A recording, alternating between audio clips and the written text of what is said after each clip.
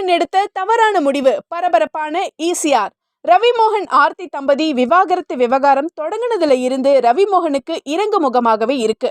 Already இந்த விஷயம் புகஞ்சிட்டு இருந்த போதே அவருடைய படங்கள் தொடர்ந்து ஃபிளாப் ஆச்சு. இதை தொடர்ந்து டைவர்ஸ் கேட்டு கோர்ட்டு கேஸ்னு ஒரு பக்கம் அலைஞ்சாலும் இன்னொரு பக்கம் தோழியும் பாடகியுமான கெனிஷாவோட இலங்கை அவுட்டிங், பார்ட்டி, திருப்பதி கோவில்களுக்கு ஜோடியா விசிட் அடிச்சு சர்ச்சையில சிக்கியிருக்கிறாரு.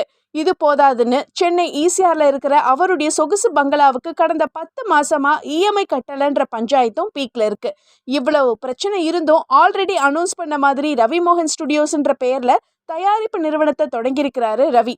சினிமா மட்டும் இல்லாம டிஜிட்டல் மீடியா, ஓடிடி தளங்களுக்கான கன்சல்டன்சியாகவும் இந்த நிறுவனம் செயல்படும்னு சொன்னதோட இனிமேல் கதை சொல்லும் விதம் மாற்றப்பட வேண்டிய நேரம் இதுன்னு ஷேர் பண்ணியிருக்கிறாரு.